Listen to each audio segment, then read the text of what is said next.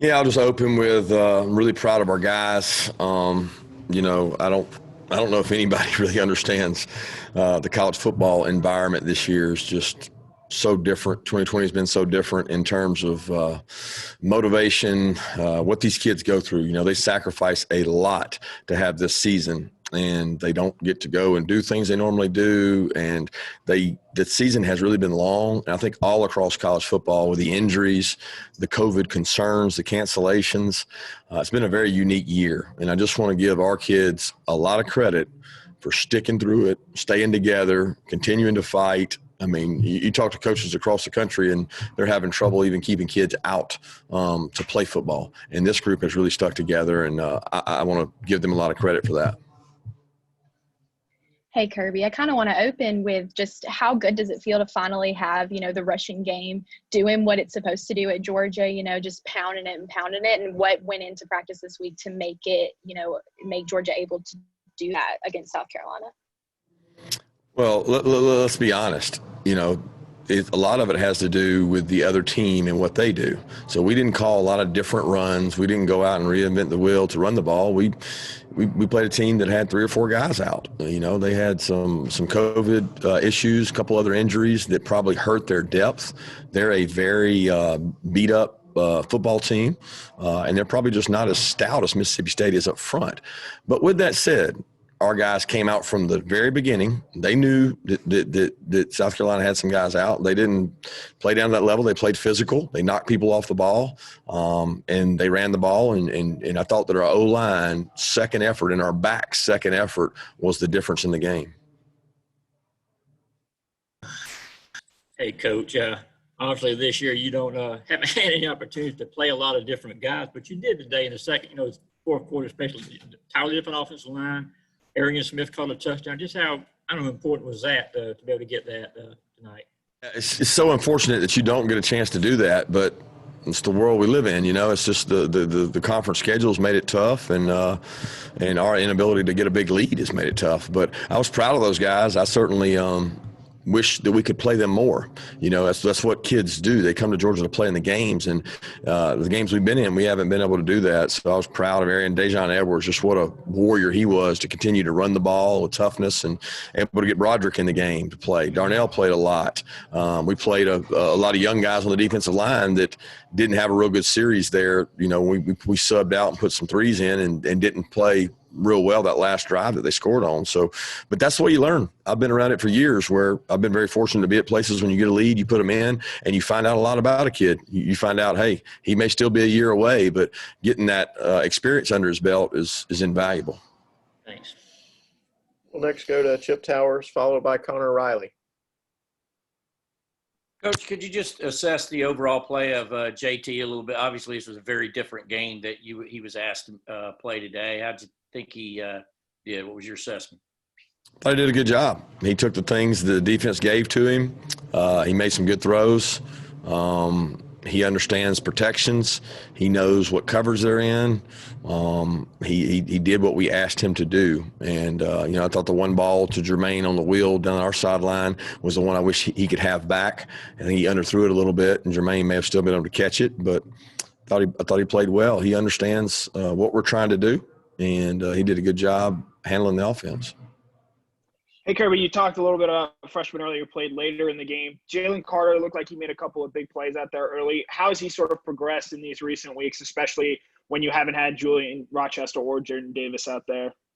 Yeah, he's gotten better and better. I mean, he was already playing. He's played in every game, I think, this year. So he's grown up a lot faster than some of the other guys. He's very talented. He continues to work hard and get better. The sky's the limit, but he's got to work really hard to realize his potential. But he did make some knockback plays, and we got to be more disruptive with guys like him. We'll next go to Dean Legge, followed by Seth Emerson. Kirby, you were talking about the sacrifice that the kids have made this year. Is there been one example that you can think of besides Thanksgiving week with them sticking together? Yeah, I mean, two off weekends, they can't really go anywhere. They can't really do anything. They're scared to death of getting COVID or affecting a teammate, and it's just tough. They're families. I don't think anybody even talks. We've got kids with relatives and family members that have been in hospital, lost. We had a coach lose his father. I mean, it's tough and it's trying, and they've stuck together. And that, look, the support system we have at Georgia is tremendous, from the administration all the way down. They give us tremendous support. So to have people in your organization like Jonas Jennings, like Brian Gant, like those guys, they're there for our players and support them when doubt creeps in. You know, do I want to keep doing this for 2-3 more weeks? You know, and I think, I think sometimes the media perception is that it's just like, oh, they love it, it's fun. They have to go out there and work really hard. And I think, for our guys to stay together as close as they have, it's been tremendous for me to see that. Kirby, I know every game's different. A lot depends on the opponent, but does it seem like this point of the season, Todd, with the offense and the play calling and the rhythm, is really starting to get a rhythm and feel for the strengths of the offense and what you need to do every game to really, apply those strengths? Yeah, I definitely think that. I think he's a really good play caller. He's really does a good job being aggressive. I think he's been playing with a partial deck some of the games because of the injuries and the youth. And we knew that. Like, we knew there was going to be youth and that we were going to invest in that youth and that it was going to grow and get better. And I think that we know we've got some really good young players on offense that have a lot of potential, that we've got to try to maximize that potential and keep getting them better. But I like the rhythm of things, and certainly think that the players hearing the plays week 7, week 8, week 9 are a lot better off than they were week 1, 2, and 3. We'll next go to Jake Rowe, followed by Brandon Sudge or Jed May. Kirby, was there ever a point in that game where maybe on the headset or whatever that you guys kind of figured out that your offensive line was taking control of it and that there was just nothing South Carolina was going to do about running the ball? Because it really seemed like, from there in the second quarter on that you guys maybe kind of figured something out there and didn't think it was worth putting the ball in the air.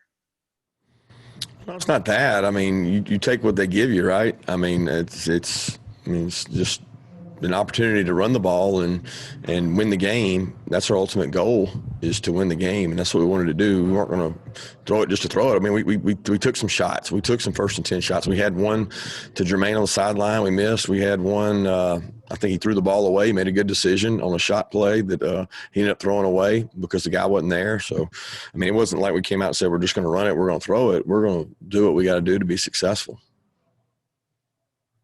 Hey, Kirby, so I want to see if you could comment or confirm that DeJuan Mathis is no longer with y'all, and then if that is the case, can you speak to what the conversations that y'all had leading up to that? You finished with leading up to what? That's it. Just like we leading up to him not traveling. Yeah, DeJuan and I have had several conversations. DeJuan's been very communicative. He's handled things really well. And the stuff that goes on with DeJuan and our team and us is really a team-related deal. So I'm not really going to comment on it. But DeJuan's handled everything with first class.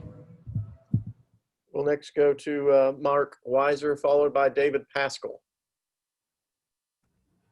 Kirby, you alluded to, I guess, kind of, South Carolina and Coach Bobo being shorthanded, depleted on defense in particular. I know there's a lot of, talk about the matchup of two good friends. Did you feel for him, beyond the fact that you want to beat South Carolina, just he had a deck that was stacked against him in that regard? No, he doesn't want or need my pity. I mean, he doesn't. He's a football coach, and he takes his team and he motivates his team and he gets them ready to go out and play. And I thought they had some good spark there when they got the ball driving on us. They did it with a freshman quarterback, and he had good numbers because they made it really simple for him and got him out of the pocket and moved the pocket with him and did a nice job managing that. So he doesn't need my pity, and I'm not giving him any. I mean, our job is to go out and win the football game, and that's what we're trying to do. Kirby, you talked earlier about running on a beat-up team against a beat-up team, but you guys came out with a lot of energy. And I guess I'm based this off a couple of questions you've already said, or a couple of statements you've already said. But is it tough to gauge if I said, did you play your best game tonight of this season, or is it just too tough to kind of gauge given their situation? Yeah, I don't know that you can gauge that. I mean, it's easy to say that, but I mean, you just look at statistics, and that's what people do. But it's hard to say that because the quality of competition was not as high as even South Carolina's been sometimes during the year, and that's just being honest. You know, I mean, I'm being honest. So I mean, we played against some better teams, and we played good against some better teams at times, and we just hadn't put the whole game together. And that was our goal today. So I can sit here and tell you we played a complete game, a defense, special teams, offense overall, but I mean, I also know that a lot of that comes from our kids growing up and, you know, them having some guys out. Look, we got guys out too. We got some guys that weren't able to make the trip for the first time because we had some issues. So we're all going through it. We're all going through it, and it's tough. We'll next go to Lance McCurley, followed by Jay Black.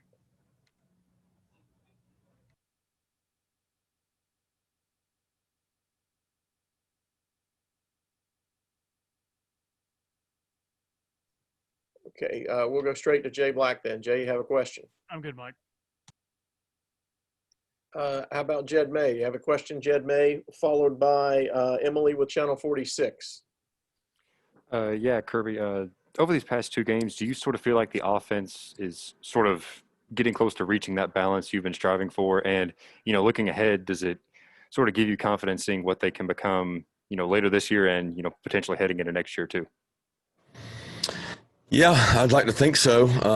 You know, we've got some seniors out there that aren't going to be back, that are going to have to be replaced. But I'm really just focused on the next week of Vanderbilt and saying this is the seniors' last home game, and we want them to go out on top. They've got a chance to be the winningest or possibly close to the winningest senior class to ever play at Georgia, and they're not even going to get a complete season, a 10-game conference schedule.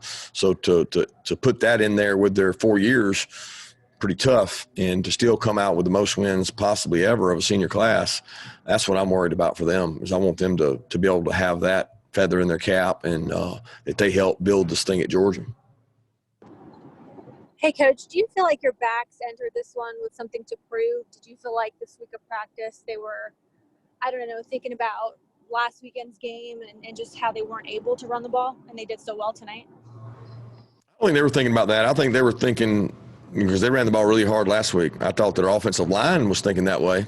And our offensive line had more of a bully mentality of we're going to run the ball and we're going to get physical and we're going to move people. And they were able to do that. I mean, every cut and every snap was a wear and tear on their defensive line. And we tried to take the totality effect of a bunch of snaps and hitting them.